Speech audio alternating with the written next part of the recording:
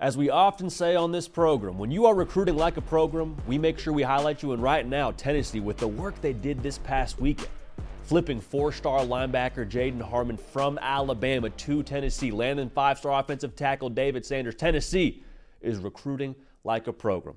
That's great to sit where you are right now in August, heading into this season, have all this momentum, but what does it actually say about where Tennessee is right now in the landscape of modern college football?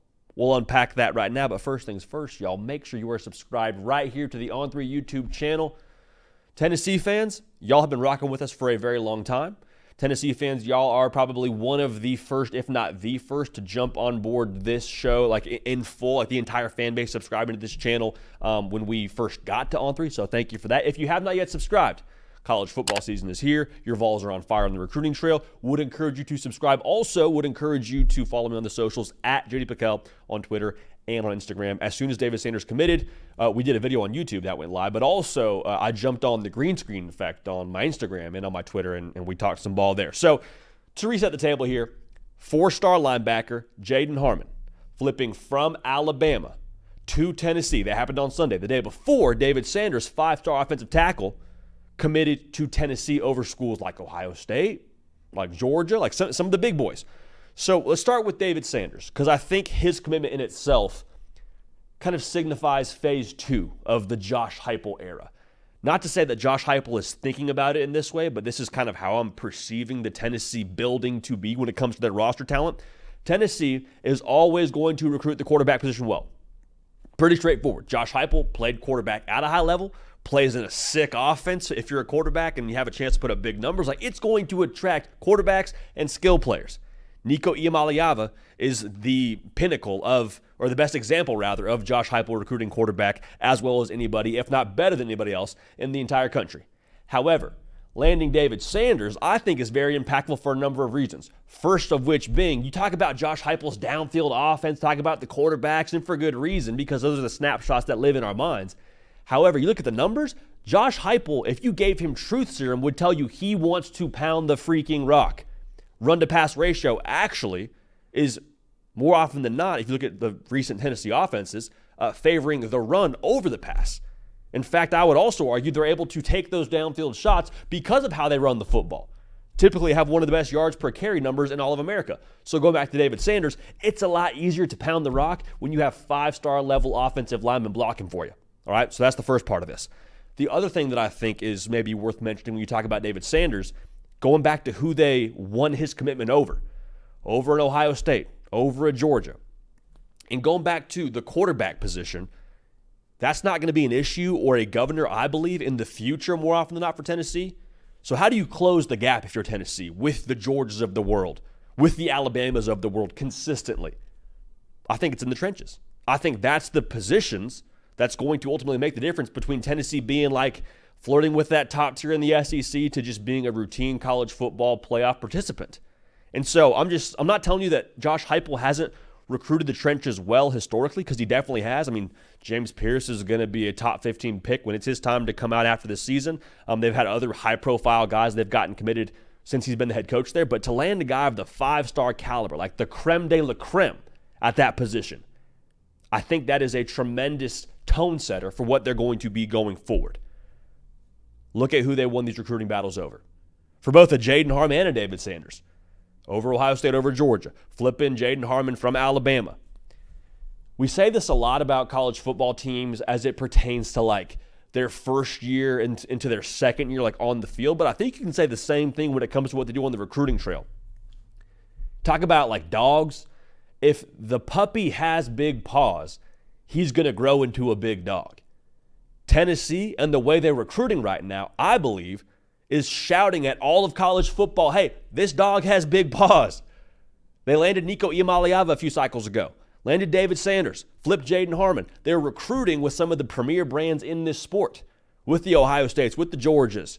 Right now, Tennessee has the number 5 class in the 2025 On3 industry team recruiting rankings. Like, you're seeing that Tennessee logo up there with a lot of other logos that we consistently see in the college football playoff rankings. If you want to win on the field, a lot of times you got to have a few wins on the recruiting trail to point to that helps turn the tide.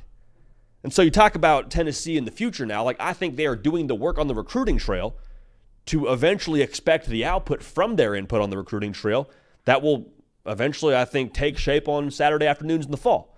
And so I'm not telling you that a David Sanders, that one commitment will win you the national championship, but I do think that that commitment, along with the rest of this class they have together right now, along with what I expect them to do, putting a tremendous product on the field in the fall and pushing towards national signing day to hopefully finish in this top 5 if Josh Heupel has his way, like it's all coming together now to continue to trend upward. In Tennessee now, I think one thing they have going for them, they're going to have a lot of marketable moments in 2024, moments they can point to and say, this is where we're headed. This is where we're going. This is what Tennessee football is going to be if you come play for us here in Neyland Stadium. Don't you want to be a part of this? You could also argue that you land a guy like a David Sanders in some small part because of the marketable moments you've already had under Josh Heupel. Going and getting that New Year's Six Bowl victory over Clemson. Going and throwing goalposts in the river when you beat Alabama in 2022. Things like that, I have to believe, don't hurt a kid's chances of coming into your school. And I think going forward now, they're only going to create more moments like that with what they do on the field in 2024. Last thing I'll say, something you've heard me talk about a lot on this very show, The Hard Count, something you heard me talk about if you caught my rant after David Sanders committed to Tennessee on my social platforms.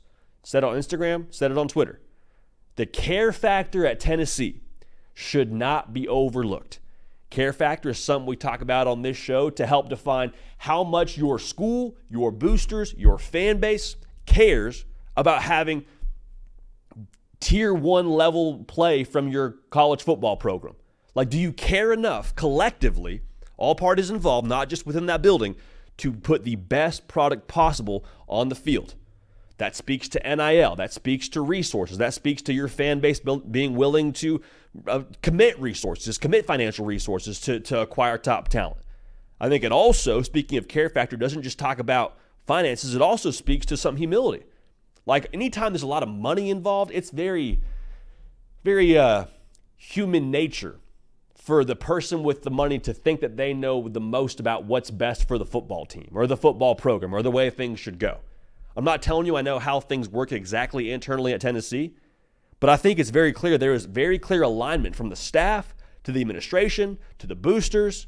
Like, everybody seems to be on the same page here. They are willing to play their role to get the outcome they desire. All right? Everybody seems to be on the same page of we want Tennessee to be a national champion. We'll do whatever it takes. We'll play our role. We're supposed to be the resources people. We'll do that. We're supposed to align it with what the coaching staff wants, what the staff wants. We'll do that. What the administration wants, we'll do that. Like, everyone's kind of playing their part here. When everyone plays their part, typically everything works out the way that it's supposed to. All right? So the care factor for Tennessee should not be ignored. Who they're recruiting with right now, who they're lifting with, as we say on this show, should not be ignored right now with the Ohio States, with the Georgias, with the Alabamas flipping again Jaden Harmon from Alabama on Sunday. Tennessee's cooking now. And I think this is just the tip of the iceberg for them and what they're going to be going forward now under Josh Heupel. Because if they do what I think they're going to do in 2024, which I've said before, make the college football playoffs is what I expect from them.